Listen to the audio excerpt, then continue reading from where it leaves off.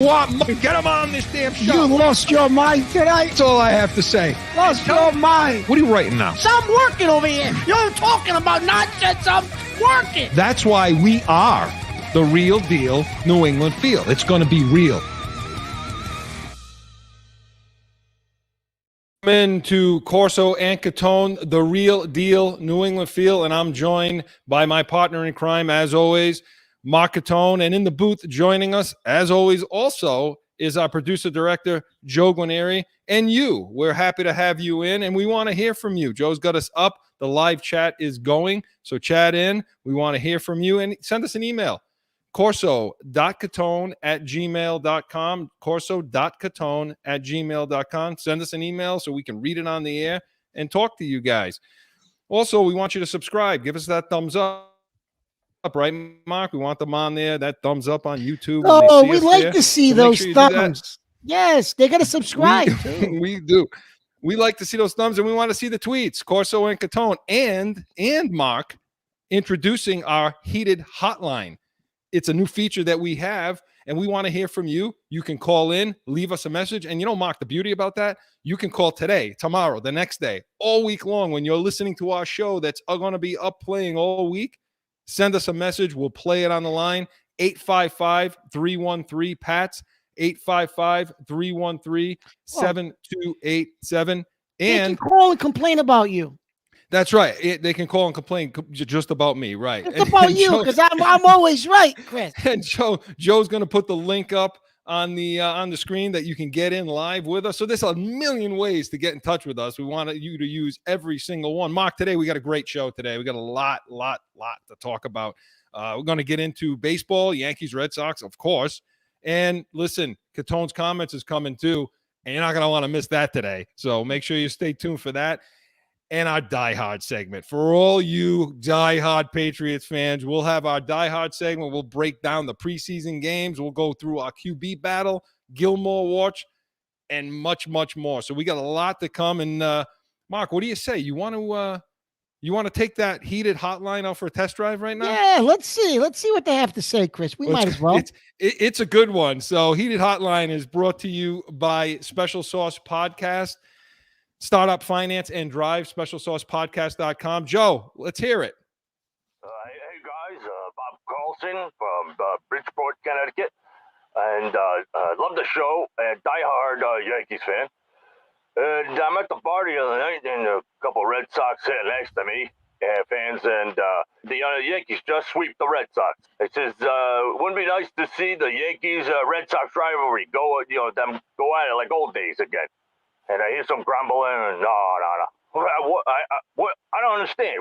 Where's the team spirit these days? Where's the rivalries at? The bench clearing brawls, Pedro Martinez throwing Zimmerman on the ground. What happened to all those days? You know what I'm saying? I want to know what you guys think. Mark, that's what I think he said his name was Bob, so we appreciate. Yeah, I love Bob, it. Yeah. Out of Connecticut. So thank you for that call and that message. And Mark, that's a perfect example of what we want from everybody. Leave those kinds of messages. Mark, Bob's right. Where are the rivalries? You know what? Let's talk rivalries. Because today, the rivalries of yesteryear. He brings up a good point. Do they exist anymore, really? And what are the best rivalries, Mark? What do you think?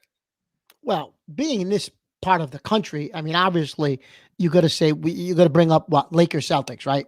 From the glory days of the NBA, right? Even when it was Chamberlain and Russell, right? But then eventually, obviously, Bird and Magic, right? So Lakers Celtics, I think you definitely got to bring up as one of the key old time rivalries in this part of the country, right, Chris? And I know you got a hockey rivalry. I know that. I mean, if you're looking at history, you're saying, well, okay, what are the historic rivalries?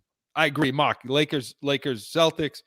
Bruins, Montreal. I mean, you start talking hockey, and yeah, we're the real deal New England Feel, so we're always going to be, geared that way. And I'm pretty sure Bob in Connecticut, that's how he's thinking too, right? He's falling off the stool drunk watching the Bruins and the Canadians, Bob. Right. He still thinks Terry O'Reilly's in the penalty box. He's waiting for him to take his shoe off. Yeah. So yeah, I mean, Bruins. And it's funny too about that rivalry because Montreal always seemed to get the better of it, but it always was a battle. I mean, you're talking penalty after penalty, bench clears. They go up into the stands sometimes. So Yeah, it that's a was big crazy. rivalry. That was a big rivalry. rivalry. That was a you big know? rivalry. And I think for football, Mark, what would you say? I mean, if you're naming if you're going through the 4 sports. Well, I guess you're talking, what would you say, Patriots, Jets? I'd say that's more of a recent one. Recent, but if you go back to historic, I would say Bears, Bears, Packers. Bears, Packers, would be one that's, you look at and say, okay, yeah. When you as soon as you hear Chicago, Green Bay, those old black and blue division rivalries, right? George Hallis and Lombardi and these guys used to Dick Butkus. They just beat each other up. Yeah, they brought the league to where it is now and beat the living hell out of each other doing it. So those are to me the more historic rivals. But what do you think of today? I mean, we'll get to baseball in a second. What the caller talks about is the Yankees Red Sox. But Mark, do you see any recent rivals that worth noting anymore, or is it kind of gone? It's kind of gone, Chris, and I think it gets into what we've been talking about for the last 4 or 5 months. We've talked about basketball and different sports. It's more about their brand and what they look like on the field and what they're doing personally, rather than being the team itself. So I think those rivalries have died down because that's just not how these guys are wired anymore. I don't think, right? Yeah, I mean, you're right. I mean, you mentioned a recent, you could talk recent, I'm talking most recent, right? Yeah. I mean, Patriots, Jets, that's been a good one for a long time. I mean, you see like San Fran and Dallas, San Fran 49ers and Dallas, but that was for a short period. I guess you could say Pittsburgh, Baltimore, Pittsburgh Steelers, Baltimore Ravens, they go at it. Maybe in baseball. I think for a short period of time, but they didn't face each other enough. I think even Oakland, the Raiders, and the Patriots, after Tatum put that dirty hit on Darryl Stingley, and unfortunately he became paralyzed. I'm showing my age now. You're like 170 years old. And then you had that playoff game where they called that on Sugar Bear Hamilton, that make believe roughing the passer penalty, right? That was in New England too, right? What was that? No, that was in Oakland. But they became bitter rivals for a short period of time. No, but they became bitter rivals for a short period of time. But they just didn't play enough of each other. Like, they're not in the same division, so that kind of died out. You know what I mean? Yeah, in hockey, I don't really wisdom. We'll call it Mark's wisdom these days, not his age. Yeah, right. Mark's wisdom. No wisdom. He's old. Don't sugarcoat it, Mark. He's old. Anybody who brings up Sugar Bear, okay, that's it. He's gone. So Chris, you were bringing up baseball for a minute. Well, I mean, I don't think when you look at now and you look at hockey, I don't think you see too many things in hockey, too many big rivals anymore. Baseball, no, you don't. I think you could look at the Dodgers and the San Fran Giants. That's become a pretty good rival out there out west. You know what's becoming a rivalry, Chris? Recent, only the last 2 years. But every time they play, it's like Game 7 of the World Series. Is Padres Dodgers is getting very, very heated. Every time they play, it's heated. Those NL West teams, they are. And maybe it's just the product. And I guess if you want to go hometown stuff, you can. It's always been a Cubs, Cubs, St. Louis, White Sox. White Sox have always, if I know some people from Chicago, and you're either Cubs or a White Sox fan, and you don't like each other. I mean, there is no, you talk to those people there is no love lost. I mean, they don't like each other. If you're a Cubs fan, you don't hang out with White Sox fans usually. I mean, that makes sense. But Mark, I mean, the best rival. Hands and you know what, Chris? Hands down, obviously, it's Yankees Red Sox. And you know what, Chris? Yankees Red Sox isn't just this part of the country. I think Yankees Red Sox is national. People were tuning in to watch those games. When Pedro and those guys were playing, the ratings were through the roof to watch those teams go at it. Well, they're two polarizing teams. I mean, the New York Yankees, the pinstripes show up. You're always going to get your best crowd. You're always going to get the seats are going to be full. And then the Red Sox to a certain degree there too. But I think from beginning to end, to beginning to now, if you look at rivals, you go Yankees Red Sox has stood the test of time. Now I am with the caller with Bob, who says, it isn't that great anymore when the Pedro stuff was happening. But you know what, Mark? It is, I long. Well, I am going to say this, Chris, though. You're right. But I will say this about what Bob said. He is right. But The one guy on the Yankees who's old school, who they claim the All-Star game, they drove over to the stadium on the bus together. He wouldn't talk to the Red Sox players, was Garrett Cole. Cole has some of that old school nastiness to him. And he's like, you know what? We're chasing you. You're our rival. Screw you. I'm not talking to you. You're a Red Sox. So he's got a little of that in him, you know? Yeah, he has some of that. And you know what? And so yeah, with rivals, I think the Yankees Red Sox is probably the only one right now that's still going. Because I still think, Chris, when they play each other, those games are intense still, even today. They are.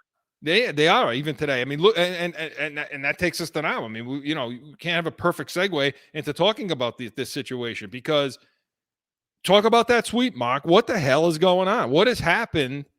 What's happened to the Red Sox?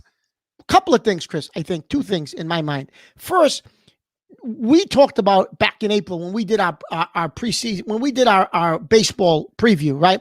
We said the Red Sox were probably going to have a gritty hitting team. They were going to be tough. They were going to be gritty. They were going to be they were going to exemplify the manager, right? Which they, for the most part, they did. But they got pitching early. They're not getting pitching, especially the bullpen, Chris. The bullpen is just non-existent for the Red Sox. So you're scoring 4, 5, 6 runs. No lead is safe.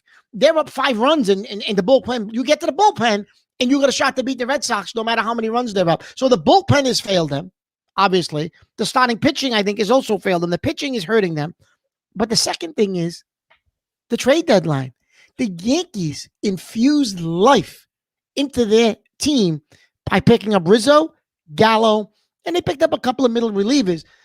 Rizzo's been lights out since they got him. Gallo's been getting hot now recently. But picking up Rizzo was twofold. Not only did it infuse life into the Yankees, you get them away from the Red Sox who wanted them. So I think those things, the Red Sox are falling and falling fast. And if you're a Red Sox fan, let me tell you something, I'm getting nervous because they may not even make the wild card. They just may be out of the playoffs completely if this continues, you know? Is it a matter of this is who we thought they were? This is what they were supposed to be? Or is it, because I'll tell you what, Mark, if it's a situation where you're hearing that they didn't make a move at the deadline and the team basically is friggin' quit, you know, because they busted their ass to get where they were. They didn't make any moves to help themselves. And so now the players, like we talked about a couple of weeks ago, the players, they're pissed off and they're basically now just folding. Because if that's the case, what the hell's the makeup of this team? You know, and we've been giving Cora, you know, but Mark, is it that? I don't know. I don't know, Chris. I don't know if it's that. I just think that the bullpen is, I guess they could have went and got bullpen help, right, at the trade deadline. So let's say, okay, yeah, you're right. They could have probably went and got bullpen help at the deadline, Chris, and maybe they could have picked up Kyle Schwarber, hit a home run the other day. He'll help them down the stretch, but you're right, Chris. They didn't make the moves they needed to move. Did that turn the team off? That's a little bit, I think that might be a little bit of a jump, Chris. I just think they're in a bad stretch. Like the Yankees were in a bad stretch at the beginning. I just think the Red Sox are in a bad stretch. They don't have what it takes at this point to stop it. Maybe they will. I don't know. And the Yankees are now hitting their stride and they're surging. And I just don't know if the Red Sox can hold them off. And they've already gone by them. And the Rays are just playing steady baseball. Yeah. So I think it's a credit to Cora. I think it's a credit to Cora that he got them where they were, because to your point, Chris, this is probably who they were from April. But because of the manager, I think they were playing way above their head. And now they're coming back to reality that this is probably who they are. And could they have helped themselves at the trade deadline? Probably. But I think Chaim Bloom looks at it like, hey, this is who we are. We're not going to give away prospects. We're going to get better over the next year or two, and we're going to compete for something. Let's just finish this out with what we got, and maybe we get a wild card, and that's good enough for now. I don't know. Well, look, I mean, it's not like they played 50 games, you know, and then came back to reality. Mark, they played over 100 games. I mean, they played over 100 games. So it's not to feel like, look, you are becoming what you are at 100 games. I mean, that's more than half the season, and you're like, it was like 105 games when they started to take the nosedive. So to me, it's like, no, I mean, you start to show who you are after 100 games, and you were a good baseball team. Even after Spite Attack, even after they took that crap away, they still were pitching okay. They still were hitting the ball. And then the trade deadline came. So that's what leads me to think, Are you that? Is your mental makeup that weak where, okay, you didn't go get Rizzo. I get it. I mean, well, the moves they were going to make. I mean, they weren't going to get Scherzer. That wasn't going to happen. Scherzer said so, he wouldn't come. He wouldn't come he to an wouldn't, American League right. East team. So it's not like they were going to go get anything better than Rizzo. And I'm not saying Rizzo's a good player. I mean, look at what he's doing for New York right now. But are you telling me that, okay, so you don't make, I mean, look, Sale's back. They had Schauber. They got him.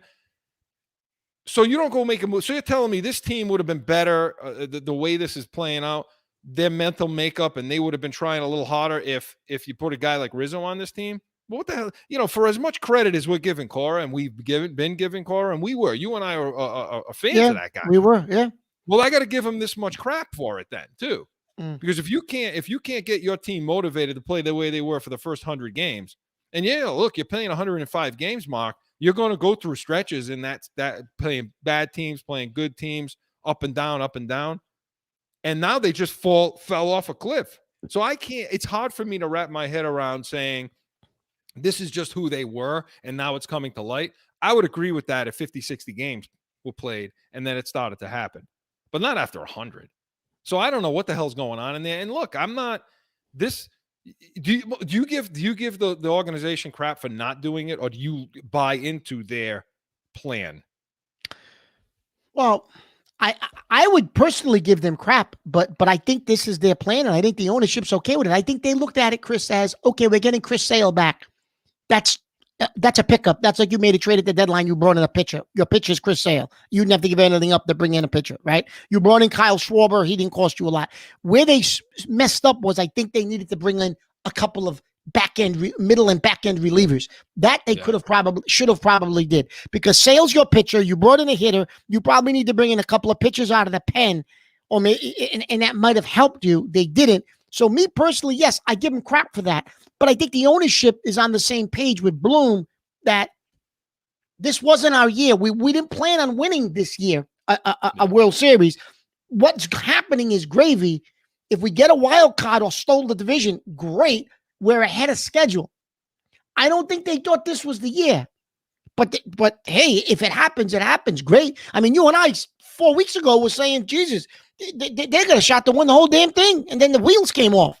Right. And literally, I mean, they just came off. And you know what? I get what people are saying, because when you go to this past series, the Yankees swept that series, you saw some bad first base play and you saw some real good first base play from New York. And that right there culminizes, that's what pisses Red Sox fans off, because it was right front and center with the team they hate more, like Bob says. They hate more than anyone else. And Chris, the New York Yankees. And Chris, the thing that Rizzo did too for them, and I will say this, not just his play on the field, he lit a damn fire under the ass of what's his name, the other first baseman. Now I'm drawing a goddamn blank. Luke Voit. Did he light a fire under his ass? He's hitting the cover off the ball. He got a couple of more RBIs today. The other day he went 4 for 4 because now his competitive juices are flowing. And he's saying, screw you. You're not the first baseman. I was the first baseman here. I just had a couple of injuries. So it's a good situation to be in. Yeah. Now, you know what I mean? So flipping the table quickly, do you think New York can, how far can they push? Can they push to that division, or is Tampa just too steady?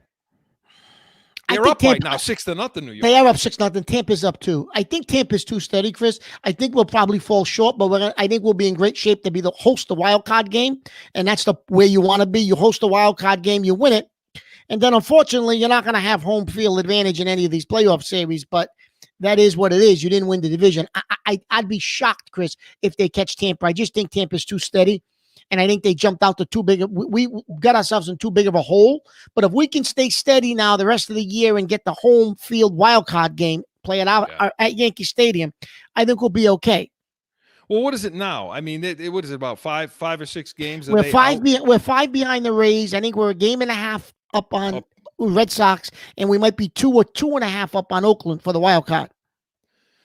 Look, like you said, right now they're playing Anaheim. Considering we were 9 games out, Chris, July 5th, we were 9.5. We were 9 or 9.5 games behind the Red Sox on July 5th.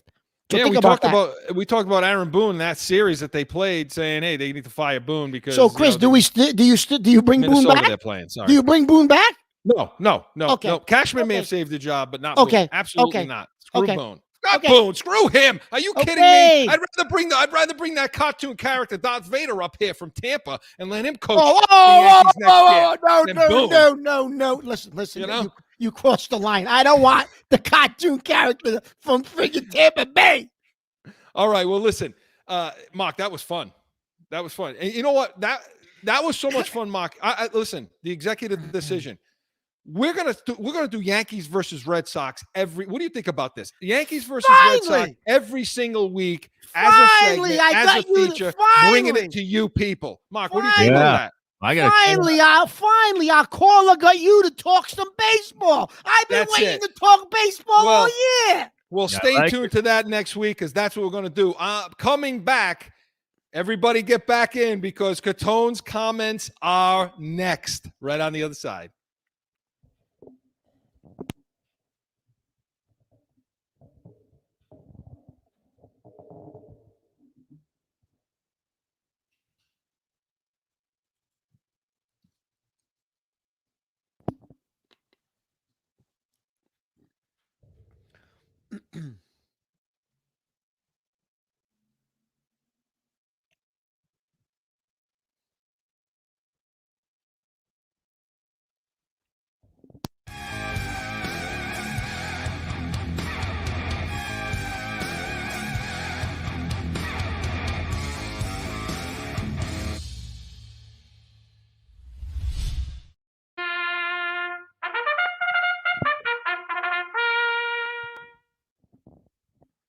Chris, it's my time.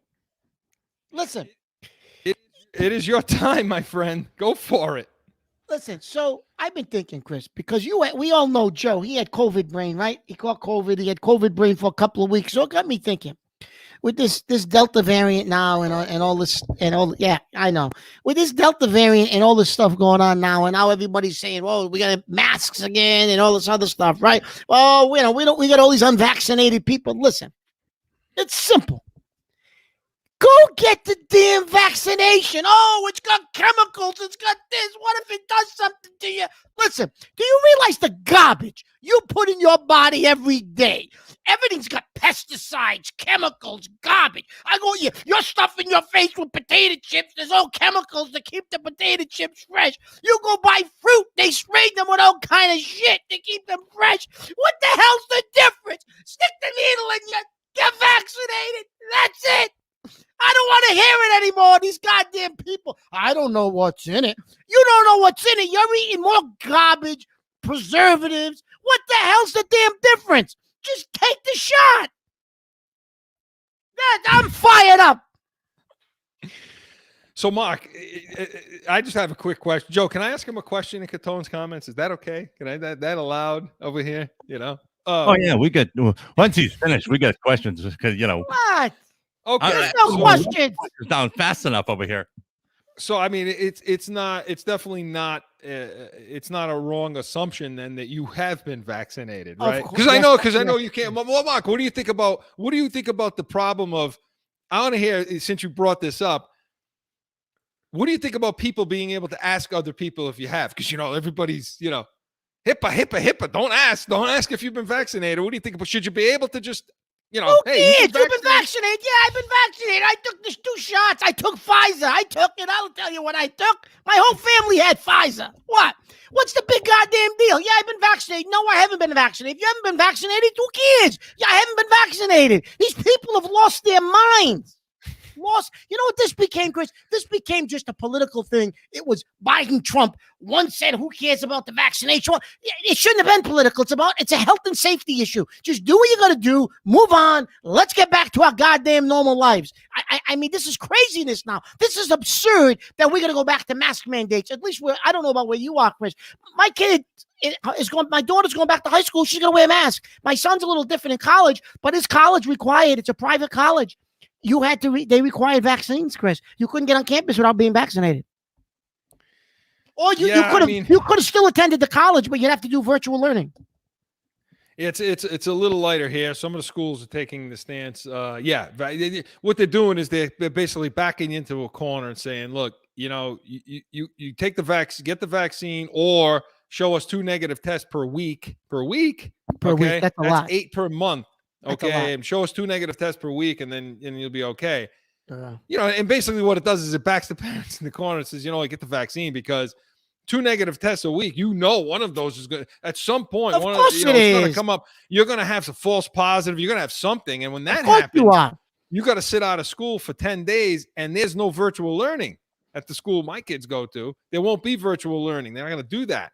You know, they want the people vaccinated, you know, and that's what it is. And you're right. It has become political, you know, but all I could say is if what Mark is right now, if what we're seeing right now is any indication of the side effects of the vaccine, then I don't think I'll ever take another needle in my life again.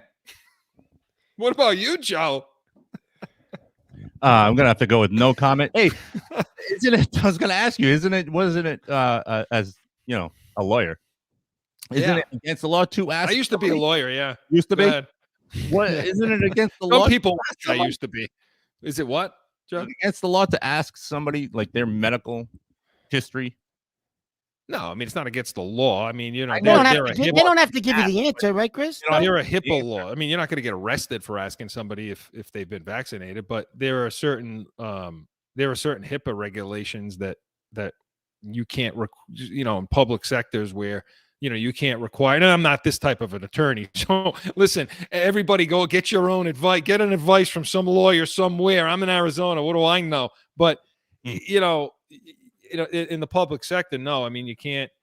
You know, due to that stuff, you can't really ask about medical procedures, things like that. You know, you can mandate. You know, private facilities can mandate that the vaccine be taken and done. But I don't know that. You know, and then you show proof of it. Yeah, I guess. You know? All right, listen. Can I say something? It's your segment, Mark. It's your feature, man. Listen, get vaccinated. That's it. Move on to the Patriots. Let's go. Well, the man has spoken, and Catone's comments has been brought to you by Corso Law Group, Arizona's leading criminal law firm. Again, criminal law, Joe. Not No, I mean, you know, stuff there's had to have been a class at one point that somebody brought one of those things up. You know what I mean? Yeah. The bottom line is just, you know what, Joe, walk around and ask everybody. The hell with it. See what happens. We'll see what happens. You know, if you get put in the clink, call Mark. He can help you out. He'll come down with the needle and the vaccination and the Pfizer, and he'll take care of it right on the spot. So Catone's comments was brought to you again by Corso Law Group, Arizona's leading criminal law firm. Allow us to be your voice. CorsoLawGroup.com. Mark, we're getting ready for the diehards on the other side of this, aren't we? Yes. I can't wait.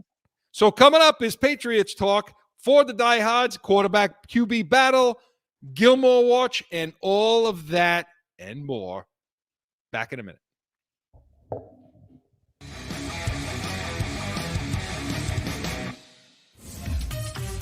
It's the Special Sauce Podcast. You lacking the song. The sauce is good, huh? This is startup, finance, train them, trust them, and let them lead.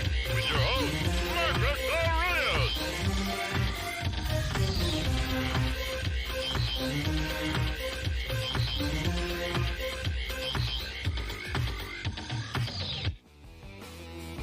It's that time again for a timeout for a message from one of our sponsors. No one ever thinks they will be in the need of a criminal or traffic lawyer, but things happen. Corso Law Group is Arizona's leading criminal and traffic law firm. Their 20-plus years experience and attention to detail has helped thousands of people all across this great country who found themselves in a situation in Arizona. So whether it's a traffic ticket or if you need reduced DUI or more serious issues, call or go online to CorsoLawGroup.com and talk with these expert attorneys who I know will help you.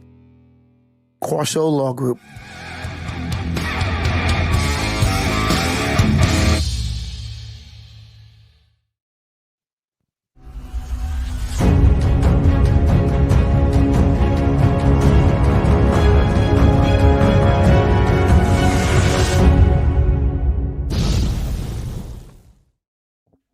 And it is a battle, Mark. Love that intro, Joe. I got to tell you, props to you. I do love it. That. I do like that. So the QB battle, Mark, brought to you by Mountain View Home Watch and Security. Scottsdale's leading home watch and security firm. Mark, let's just get into it. I mean, Mac versus Cam versus Mac. They've played 2 preseason games now. Give me your assessment. Pick one. Well, I don't think it's that simple. Just pick one. But if I had to pick one, I think I'm going to No, shock. pick one to give the assessment of. Oh, I'm sorry. All right. So listen, I'm getting COVID brain now. You got me all Yeah, excited with I'm COVID. telling you, see, Listen. the vaccine is getting to See, you. the vaccine's getting me. All right, listen. So, you know what? I'm gonna choose Cam Newton, Chris, to And I talk got about. all the stats. So You go got ahead. the stats. Well, I'm gonna blow your stats up for a minute. So, okay, I'm gonna blow your stats up. So I'm gonna choose Cam Newton because you know what, Chris? I'm listening to all these so-called experts on, you keep talking about, the flagship 98.5. That's a local sports show, right? And we call them the flagship, right? Those guys. So you listen to all these people, and they talked about how wonderful, how great Newton played Thursday night. Right. Again, Yeah. his percentage, he threw a touchdown pass, all this stuff, right? He was 8 of 9 for 103 yards and 1 TD. Okay. Average so, 11.4. okay. So he was 8 of 9. Okay. Mhm. So let's look at the 8 of 9. Let's dig into those numbers though, Chris. So he one series, he completes like 4 balls in a row. He looks like he's in rhythm. He looks like he's playing well, right? He throws the touchdown pass on that series to Jacoby Myers. Okay. At least 2 or 3 times within those completions that he threw, and on the play that he throws the touchdown to Myers, Chris. Yeah. They're in max protection. And for those people who don't understand what that means, max protection is everybody stays in but 2. The receivers crisscross. It forces him to make a quick decision. You either get it out, the guy's open, or you throw it away, you throw it at his feet, you do something. So they did that for him. On Myers' touchdown pass, that's what he did. It was max protection. He looked up. Myers got loose. It was a good throw. He threw it right. He let him in front, let him into the end zone. He went to the end zone. But it was max protection, Chris. So, because one of his things is he holds on to the ball too long. That was one of the big criticisms of his last year. He did it a little bit. So that's something you got to watch for with him. So that he throws those through max protection. Okay. How many times, Chris, you got the stats? How many times did they use max protection Thursday night for Max Jones? Do you know how many they used? How many times? Not much. Zero. Not much. Zero. Yep. Not much. Never. They were never in max protection for Jones. Okay. So that's For one Mark, thing. yeah. But wait, listen. He's got, listen. Second thing, Chris. Second thing. Twice now in 2 preseason games, they come out from the half. No matter where they are in the field, they go into no huddle, 2-minute type of an offense with Mac Jones, and they make him make reads, drop downs, make decisions at the line of scrimmage. You know how many times they did that with Newton in the first game and the second game? 0. They're probably doing it in practice. 0. Nobody got to see him run that. It doesn't matter when it is, just run it. Jones has done that twice. Okay. Newton has not. In my opinion, they know that they have, not if he's the next guy, Jones. They know he's the next guy, and they're just trying to make sure Newton gets himself through training camp. He's going to be your starter. But at some point, Chris, they're going to have to make the move probably this year. When it is, I don't know. My prediction has been for the last month, week 5, because they're going to get blown out week 4. And if they do and they look bad, the switch will come week 5 to Jones. But that's my assessment of Newton, Chris. I don't think Newton looked as good as people think he looked Thursday night, if you really understand what was going on the field. See, I think he looked good. Okay. And let me say, they both had good numbers. I mean, Newton 8 of 9. You don't think the Jones max is- protection, they're not doing that for Jones, Well, but I they're mean, doing it for Newton. It plays into that at all? Let me say this. You had your turn. I'm just asking You a had question. your turn. Shut his mic off. So here's what I'll say. The whole max protection thing, you also have to look at I will tell you this. Philly was without their starting defensive front pretty much. You didn't have Fletcher Cox out there, you didn't have Smith out there. So you didn't have some guys that are going to really create havoc. To me, any reason to need max protection. But Max Jones was playing against, lesser talent. You know, is it necessary to even put him in that, or did they see enough in joint practices where they, you know, the Patriots practice with the Eagles jointly throughout the week? They'll do it with the Giants next week. You know, did they see enough in practice where in part of their plan was to get them working different, and then that maybe that was just his number was up on those types of formations. I don't know. I don't know if I can make a lot of that, but I will say this. I'm comparing Newton to Newton. Okay, I'm not really comparing Newton to Jones because it's a foregone conclusion in my mind that Cam Newton's going to start the season, and I think he should. He hasn't sucked enough in preseason to say, you know, or flip it. Mac Jones hasn't impressed enough over Cam Newton to tell me he needs to be a week 1 starter. You know, I feel like Cam Newton had a good game, and I'm comparing Cam Newton today to Cam Newton last year. Some of those balls he threw, Mark, I thought he was sharp on some of his passes. You know, some of the stuff he was throwing, he would throw in the ground last year. He would short hop guys. He would throw over their head. He was pretty damn accurate.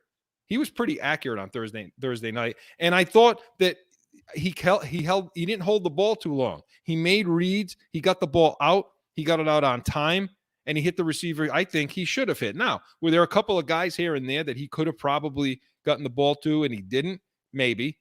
But you also have to understand what Cam Newton brings to the table too, which hasn't been shown. I mean, you talk about the max protection and showing it for one and not the other. Well, you kind of taking Cam Newton and put his hand behind his back a little bit in preseason too, right? Because you're not running the ball with him. You're not doing anything with his legs. He's not moving around. So there's nothing happening there that it will be happening when the regular season comes. So I thought Mac Jones also looked steady and pretty good on Thursday. I thought he's looked good all camp. I thought he's had things he's done wrong too. Both of them have. Neither one of these guys, Mark, has been like lights out. You know, both of them have been good game managers throughout the preseason, which for this particular team is what you're going to need. You're going to need a guy. You're not going to need a guy to go down and be the star and win the whole thing. You need a guy that's going to manage this offense because the running game is going to be strong with this team. You know, I think we saw that. And I know you want to get to that.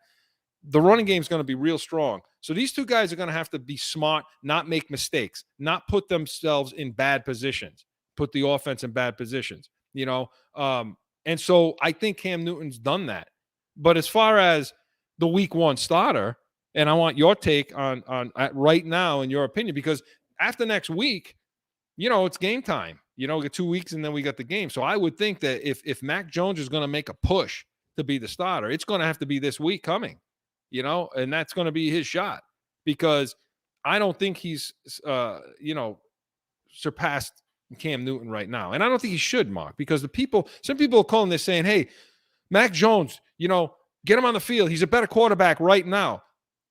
I don't know if he's a better quarterback right now because what happens when you get him in a real game and defenses, now you start to see a defensive game plan. You start to see things that are going on up front on the defensive front that are coming after him, things that he hasn't seen before. Man, on top of it, during the week, he's got to watch film. He's got to learn how to watch film on an NFL level. He's not there yet, you know? So the things that they're going to throw at this guy walking in week 1 are the intangibles that people just don't think about. It isn't about can I set, can I transfer, can I get the ball out on time? Yeah, it's also about preparation and learning how to prepare for an NFL game. And he's just not there yet, and he shouldn't be there yet. You know what I mean, Mark? What do you think? No, I agree. I think Newton's going to stop, but I do not think Newton's going to play 16 games, Chris. I'm going to be perfectly honest with you. Well, I hope not. I don't think he lasts the season. That's in my opinion. I will be shocked if Newton lasts 16 games with this team. I'll be shocked.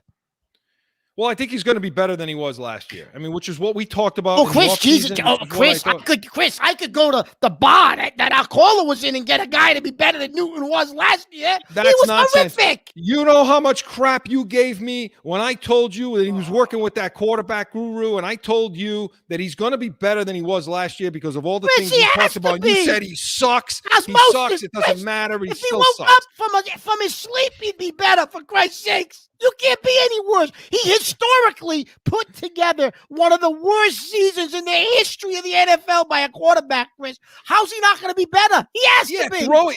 Throwing the ball, but he rushed for 12 touchdowns and 600 yards. You can't just throw that out the door. Whatever. Hey, man, All It right. didn't happen. Listen. Possible, you know. Huh? Anything is possible. Okay. Yeah, Yeah, well, you're right, Joe. Mark I'll tell you shows one that thing. every day. Everything's You're right, possible. Joe. I'll tell you one thing. I was at the game this past Thursday, and man, the crowd went wild when Jones We're went talking in. about the Washington game.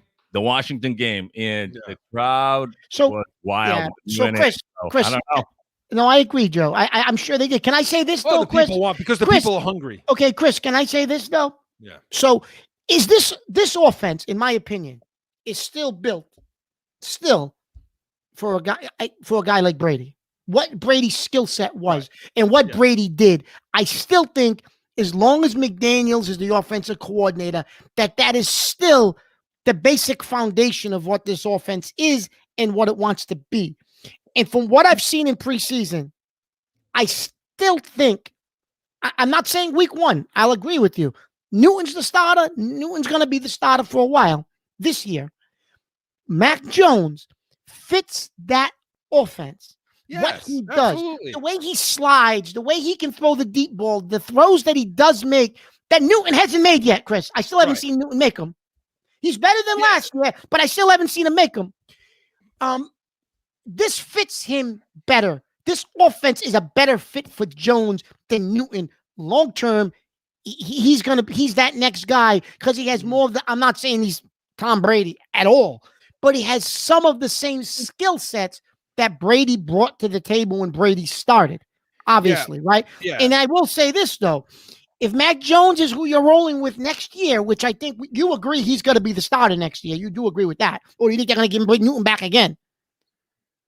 No, listen, Mark. I'm saying to you that Mac Jones is the long term for this. No, for the I future didn't of ask this you team, long but- term. I asked you next year. Do you think Yeah, Jones is yeah, probably the starter? yeah. Okay, so that means they got work to do next year too, Chris, during the offseason, because you got to get the kid a wide receiver one because they don't have one. They still don't have a wide receiver one because that's what he needs. That's the type of quarterback he is. He's not Tom Brady where you can just give him 2s and 3s or 3s and 4s and win a Super Bowl. He's going to be good, but you're going to have to get him a wide receiver one. The days of putting a receiving group together like you gave Brady are gone because you'll never have another guy behind center like that again. That was a once in a lifetime quarterback. Well, Mark, the thing about it is, I don't think Mac Jones. I think the offense, the way it's constructed at the moment, is not going to lend itself to Mac Jones right now because the receiving core isn't good enough. It's just not good enough for his. So type of game. if he's your quarterback of the future, Chris, they got work to do for the they have future. work Is to my do. point. I wholeheartedly agree with that. But at the moment, the way this running game is going to be, the way the tight end play and the offensive line, yeah, I think right now it's better suited to Cam Newton and his type of game. And I'll say this, Chris, I don't know if what we just said going forward, there'll need to be changes to this team if you have the right coach to make those changes. Because I don't think that's his philosophy to bring in wide receiver ones. That's a different segment. But I'm just telling you. I'm just telling you. I think you need to turn the keys over to McDaniels at that point. That's right. And I'll end it at that. Yeah, and the QB battle is brought to you again by Mountain View Home Watch and Security. And Mark, listen, but talking about the wide receivers and the rest of the offense, you know, we agree, right? The wide receivers they're not where they need to be long term. We agree with that? Yes. Okay. But Chris, you do have like 5 wide receiver ones going into free agency next year. That's a loaded wide receiver class. And we can, you know, the tight ends, we know about the tight ends. We know they're going to be, if they get healthy, they're going to be fantastic. They just got to stay on the field. The running game on this team, that's the thing I'm the most impressed with so far on this offense. Okay, they rushed the ball, Mark, for a combined over 200 yards. Okay, yeah. JJ Taylor, who's your guy, you know, he had 93 yards. Stevenson, 66 yards. Sony Michel, 34 yards. Harris only had 14 on 6 carries. He had the touchdown. 207 yards on 44 carries. Mark, listen, and the offensive line, I think, is going to be one of the strongest in the NFL. Absolutely. The NFL. Absolutely. Okay? That's your strength. And so, look, I'm so excited. I am so excited to watch them run the ball like this because that's what Belichick wants to do. And on the other side, we'll get to what the defense can do because of that. But you know what? That's going to be the mark of this team. And then the threat of Newton with his legs a little bit. You know what I mean? Just a little bit. But damn, man, they can run the ball. So, Mark, that brings us to this. Who are the running backs on this team week 1? Who's the odd man out? So everybody understands we have J.J. Taylor that we're dealing with, Harris, Stevenson, Sony Michel, Bolden, and who am I missing? James White. James White. So you got They're not 6 going right to carry now. 6 backs. They're not going to No. carry 6 backs. They'll probably So- carry 5. It's going to come down to, unless there's an injury, it's going to come down to Bolden and Michelle. And we know, I think Stevenson is supplanted. I think himself Stevenson has supplanted himself, and I think J.J. Taylor has supplanted himself as, listen, if James White goes down, who's catching the ball out of the backfield? It's Right. got to be, you need a backup for him. It's got to be J.J. Taylor. And Taylor, Chris, looked good the other day running the ball too. He's shifty. He's like Deion Lewis was. He's shifty. Yeah. He's fast. You know, Yeah, like a Westbrook, not Westbrook. Yeah. It's Sproles. He's like a Yes. Sproles, like Yeah. a Darren Sproles. Yeah, I agree. Taylor's going to make this team, and Stevenson. When we were coming into camp, everybody's like Stevenson, maybe Bolden, Stevenson. No. Stevenson's real. He's going to make this team. Okay, Chris, it's going to come down to Bolden and Michelle. And Bolden, Belichick's affinity for Bolden. He loves him. Well, He can play thank you. special teams. He can play different things. But I don't know. Do you release the first round draft pick? I don't know if he does that. You can do that. Bolden, we appreciate your service. Thank you Yeah. very much for the years you gave us. Yeah. Here's a nice parting gift. We'll give you a nice little plaque, and out the door you go. That's it. Yeah. Because I don't know if you can release a first round draft pick, Chris. Not yet. You No. trade them before you release them. Exactly. So that's And if why I Michelle think shows more, then again, barring injuries aside. So Mark, I think there's a lot to look forward to on this offense. There weren't a ton of penalties. I think they controlled things pretty good. I'm going to they get cleaned that. to the next segment. They cleaned that up. They cleaned it up. So I think the running game, the offensive line, that's going to be the strength of this team, which again, bringing it back again leads itself to believe it's Cam Newton. He's the best equipped right now to be able to handle this team because you want to protect Mac Jones. And to the last point, Mark, what you had said earlier in the week is you don't want to put Mac Jones out there and have to pull him. No, That's an you ugly listen, situation. That's an ugly situation. You put Newton out there because if you're going to pull him, it's okay because he's never going back in. But you can't put Jones in and then pull him, and then next year you're going to put him back in again. You can't. It's got to be when he's ready to go, he goes. Because once Newton goes out, he's never going back on the field. On the other side, okay, I'm excited. Now my excitement comes out on the other side when we start talking about the Gilmore Watch and defense and all of that right after this.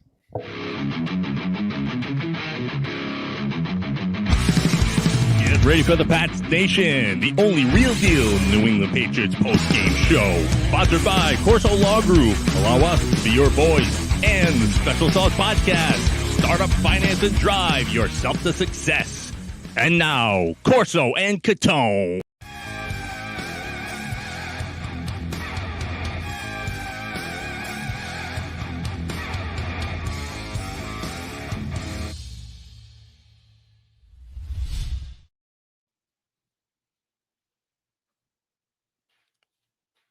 Back in with more Corso and Catone. And Mark, listen,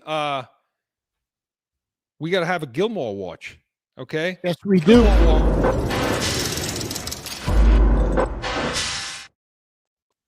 Our Gilmore Watch is brought to you by Studio 42 Designs in North Providence, Rhode Island. Studio42designs.com with the 4 and the 2. Make sure you write the numbers in. Mark, listen,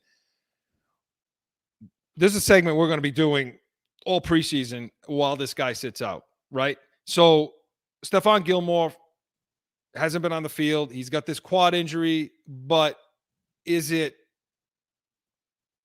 really the injury, Mark, or is it the money?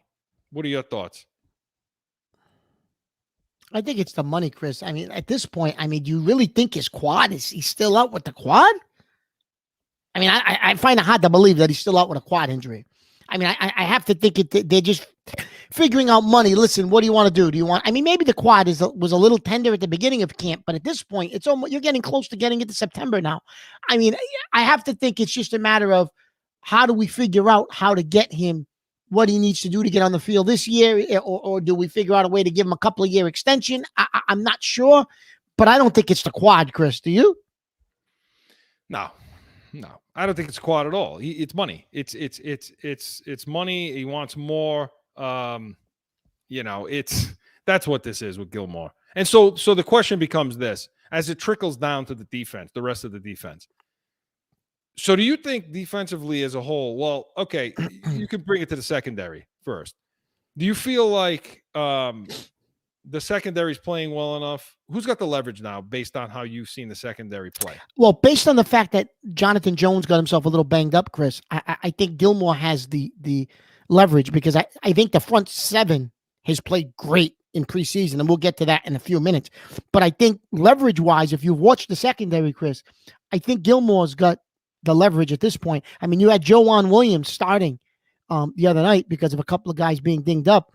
I mean, he did okay. I think he's looked better than he's looked in the past, and he's probably done enough to make the team.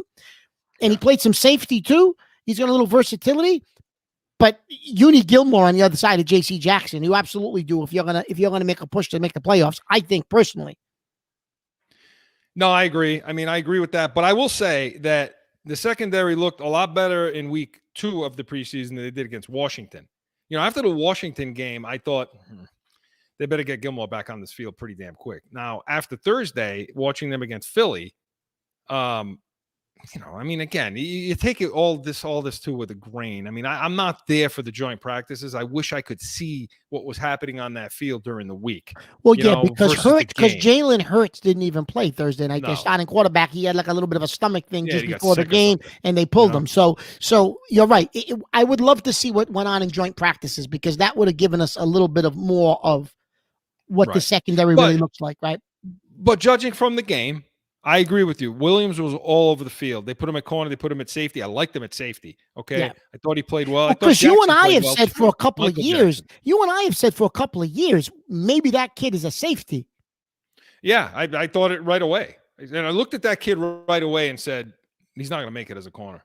You're going to be like a Devin McCourty. You got to put him over at safety. I'm not saying he's Devin McCourty, but I'm just saying McCourty came out and started out at the corner. And when they played against the Giants in that Super Bowl in 2011, he was a corner on that team. Yeah. And then they moved him over to safety. But, yeah, I mean, I liked him at safety. I thought Michael Jackson played well when he got out there and had his time. Again, I'm high up on the safeties. I like Phillips. I like Duggar. Obviously McCourty. They're flying around the ball back there. You're starting to see that. Now, is that a product of them? Or is it a product of what's going down on the front, Mark? Because what the hell is going down on the defensive front is friggin' scary. Is it not? Yeah, well, and Chris, think about the interior part of that defensive line. They don't even have Guy on the field. He's been banged up. He hasn't played yet. But Bonmore, the rookie, and the kid they picked up from Miami, the free agent, Gacho, like the interior part of that defensive line, Chris, has been stout. Davis, it's been stout. However, the edge, I'm going to let you talk about Mr. Judon. The edge, he's scary, Chris. He is scary. This guy is a one-man wrecking ball. I mean, I'm watching this guy play. Mark, are the numbers screwing you up? Are the numbers, man? The NFL, for those of you who don't understand, the NFL. I don't know if I'm. Yeah, he's number 8. Jawan Bentley's 9. I don't know if I'm crazy about those numbers. Yeah. I don't know if I like that. It doesn't seem menacing to me, does it? No, seems it doesn't. College. Would you picture Lawrence Taylor with the number 8? No, not 56. He was mean. Yeah, I mean, you know what I mean? It's just too collegiate. It is collegiate. Yeah, it is too collegiate. But anyway, Judon, Chris, is unbelievable. It's just a one-man wrecking crew. I love the way he plays. And not only is he aggressive and he can get off the ball so quick. It's his intelligence too. If you watch how he plays and you watch how he sets the edge, but still gets pressure, that's a guy who understands offensive philosophy, that understands blocking schemes and knows how to beat them. You know what I mean? And we haven't had that. Well, I don't think we've had that since McGinnis. Would you agree with that? No, a guy like that with that kind of intelligence on the edge. No, we haven't. Like so I was watching the show the other night, and they were the broadcast of the game, and they were talking about Adelius Thomas. Remember him? But Judon's better than he is. You're right. Better. I think it's since McGinnis. We haven't had that type of Collins would show that here and there in flashes, but it wasn't consistent enough. Yeah, This kid, I think, is going to be every single week, Chris. He's just going to be a disruptive monster. Right. Yeah, Vrabel, Ninkovich, these guys are steady. They were Yeah. steady. Yeah, they were but steady. they They weren't. set the edge, but they weren't menacing like this guy is. No. Mark, look, you put them all together as a whole with the linebacking core too. You got Hightower, you got Uche, you got. I mean, you got Jefferson, you got these guys. Who am I missing, Mark? Bentley's out there. And Chris around. Uche, I think, got a little banged up. I think I don't know exactly what's wrong with him. I'm not sure. Yeah. But he seems to be injury prone, Chris. Yeah, a little bit. Let's hope it's not anything serious. But he's ready for week one. Healthy, Mark. If oh they my stay God! Healthy, oh my God! You talk about getting our ass kicked in week 4. Okay. Well, here's what I'll tell you. If this front seven is as advertised as what we think it can be, Mr. Brady, welcome to town. Expect guys in your face all night long. I don't give a shit how good your wide receivers are. Expect guys in your face all day long. Chris, because Belichick's going to be bringing the heat. Based on what I've seen of this defense, the score could be 0-0 because that defense is Cam Newton ain't doing a goddamn thing against that damn defense. I'm going to tell you that right now, your boy. I don't Cam. know. Listen, Mark. That score's going to be 0-0, Chris. 0-0. Mark, listen, I'm telling you now, the Patriots will run the ball against that team. They will be able to run the ball against that team. Okay, they will get out to the edge and they will run the ball. But I'm telling you now, we'll be there, Chris. We'll be there. We'll be there. I don't know how coherent. Mark, you make sure you have your vaccination before you go in there. Listen, I'll go on the loudspeaker and tell everybody I've been vaccinated. Chris, listen, Mark. Chris, we're gonna do some live feeds on our Twitter from that game. I think we'll hold the absolutely phone up, and we'll do some feeds. We're gonna get some feeds, and also, we're gonna be coming on Pat's Nation, presented by Corso Catone. Don't forget about that. That's coming up starting September 12th. Is going to be the real Patriots post-game show. The Pat's Nation, presented by Corso and Catone, starting on September 12th. 30 minutes following every single Patriots game.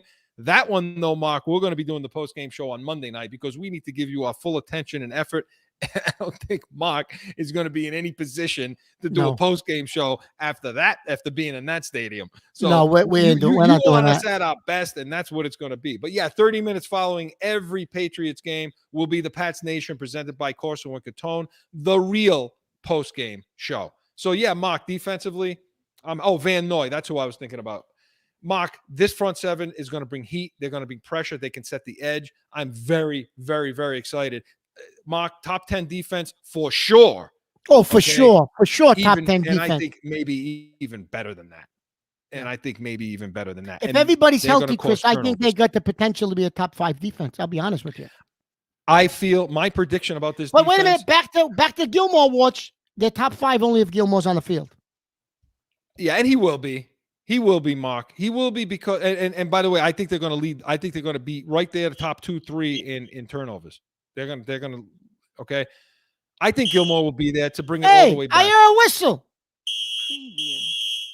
Oh, that's our 2 minute. That's our 2-minute warning, Mark. Joe's cut us off. We have our final word in the 2-minute warning, and the 2-minute warning is being brought to you by Special Sauce Podcast. Startup Finance and Drive, specialsaucepodcast.com. Mark, take it away. Chris, I'm going to switch gears a little bit. Our final word today, I'm going to bring up the Celtics. The Celtics. Listen, I'm actually, Chris, a little bit impressed with Brad Stevens as the vice president. He's made some decent moves. I think he's brought in guys that can help this team. With the salary structure they have. I think he extended Robert Williams. I don't know if I would have extended Marcus Smart, but he did it for money that kept it affordable. He also created some money this week with the trade exemption for Fournier. He worked that out with the Knicks. Next summer, they got a lot of money coming off the books.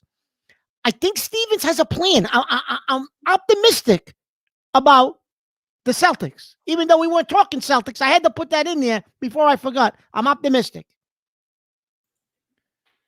And for me, Mark, listen, you know me, I got to come right back to football again. Listen, Mark mentioned the flagship. Okay, mentioned that that other station that basically calls themselves the flagship of the New England Patriots. I'll tell you what irritates me a little bit. Okay, is you we're hearing about Mac Jones, Cam Newton, and now I'm starting to hear, well, should we have, these two haven't impressed enough. Should we have traded up and gotten Fields, who went to Chicago? Should we have gotten Fields and traded up? Because that's the trend. This is what's pissing me off.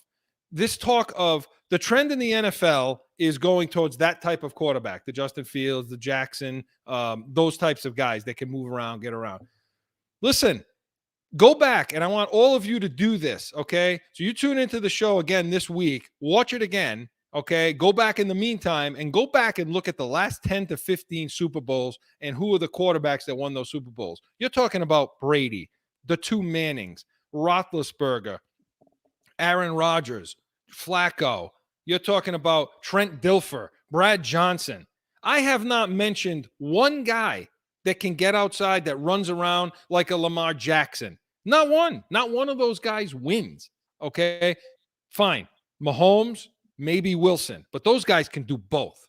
Okay, and they're smart quarterbacks. And I'm not saying the guys that run around aren't smart quarterbacks, but I haven't seen a winning quarterback in a Super Bowl, because that's the whole point of this, isn't it? Isn't it to win? Isn't it to win Super Bowls? So I'm not sure what these morons are talking about when they say the trend is this type of quarterback. No, the trend is Mac Jones, a guy that's smart, makes good decisions, has good accuracy, the ball comes out on time, okay, and nothing rattles him and can command the team. So, to me, that's the trend, and I think the Patriots are on the proper track. Mark, that was the 2-minute warning brought to you by Special Sauce Podcast. Again, Startup Finance and Drive, specialsaucepodcast.com. Mark, some people to thank tonight. We've already come to the end already. Wow. So some people to thank. We want to thank, again, the good people over at Special Sauce Podcast, Startup Finance and Drive, specialsaucepodcast.com. Jag Media Productions. Everything you see here is produced by Jag Media Production. Studio 42 Designs with the S, studio42designs.com for all your graphic design needs.